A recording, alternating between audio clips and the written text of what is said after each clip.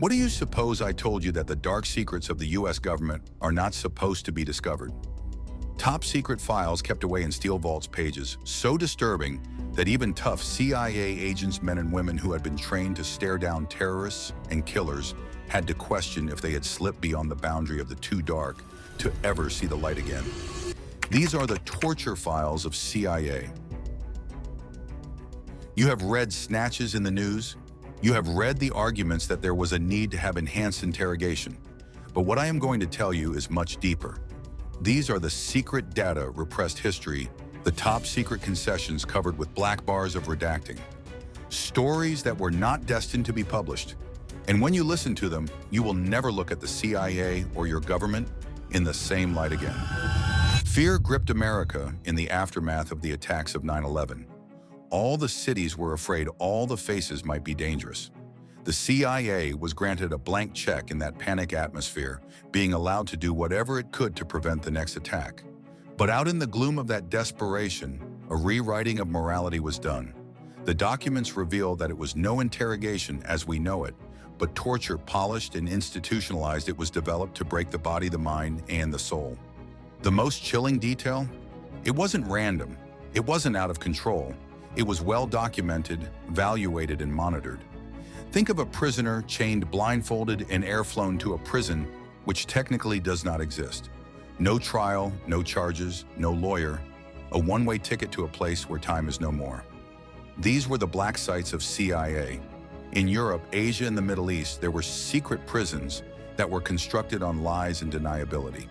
When their prisoners disappeared off the globe, walls, constant screams, and interrogators had become their reality, and they began to look at them not exactly as people, but more as puzzles to solve. The torture itself, brutal, but the files show a disturbing creativity.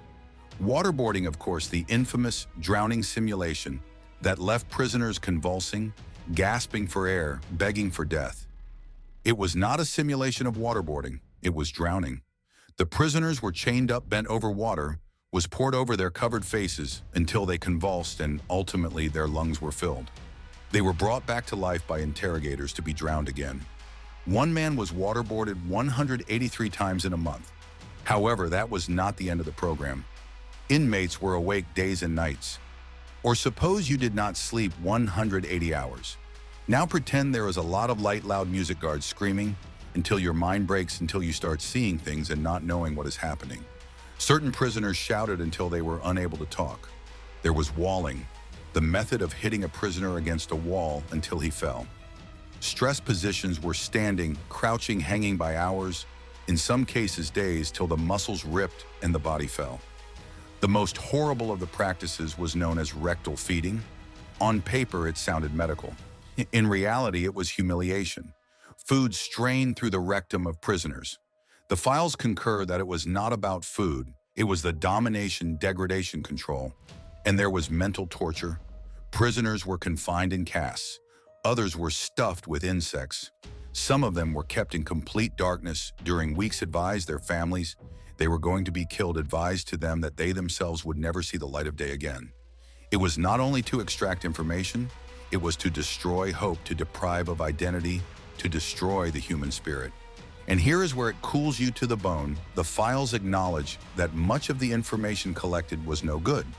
When prisoners are being tortured, they do not say what is true. They speak to you what you like to hear. They invent stories, they give false names. But still, the program did go on. Why? Other files are written like laboratory notes. They do not merely give what the prisoners said they give, how they broke, how long it took, how far they could be pushed. This was no mere questioning. It was experimentation. People were turned into guinea pigs in a hideous experiment on pain. The CIA denied it all over the years. They termed it as enhanced interrogation. They insisted it worked. They argued it saved lives, but cracks began to show. Journalists investigated. Whistleblowers spoke out. Lastly, in 2014, the Senate Intelligence Committee published what now is known as the Torture Report, the result of years of political wrangling. Report bound. The CIA is facing the most damaging moment in its history as details of its post-9/11 terrorist suspect interrogation methods were unveiled in Washington. The long-delayed report from the Senate Intelligence Committee detailed the so-called enhanced interrogation techniques. However, there is a twist to this. That report made more than 6,000 pages. A redacted 500-page summary was all that the public saw. Thousands of pages are locked up. What we saw was horrifying. What remains hidden? That is what investigators are lying awake at night asking. The torture files are not anonymous documents, they have names. Lives destroyed. Take Gul Rahman. He was stripped to nakedness, chained to a concrete floor, and left in a freezing temperature. He died from hypothermia. Official reports were barely concerned with his death. No one was punished. Or Abu Zubaydah. He was waterboarded, was placed in a box that is the size of a coffin, was kept in stressful positions, without sleep. He is locked up at Guantanamo Bay up to date, without being charged with any crime. And then are the men who proved innocent, raided, tortured over the years, and finally released without any charges. You can lose years of your life tortured, shattered, and then red oops. We made a mistake. This is where you will want to spit blood because hardly anyone faced any form of responsibility. The torturers who did the torture, shielded. The psychologists who developed the program, paid millions. Those who approved it, they walked free. Some wrote books, some gave lectures, some were even promoted. Meanwhile, the victims took their scars, both visible and invisible, back to the world and were forgotten and ignored. And then we are left to haunting questions. What atrocities lurk in the remainder of the 5,500 pages? Suppose that 500 of those pages were also redactions about waterboarding, rectal feeding, hypothermia, and psychological torture. What names were erased? What black sites had never been told? And the question most disquieting to ask, was the program ever terminated at all? Or is it just that it evolved under new names disguised under new programs, and it is still working under the carpet? Since we so well know history, is that once a government learns how to torture in secret, it seldom forgets. The CIA torture files are not just classified files. They themselves are a mirror and show what fear may make a government.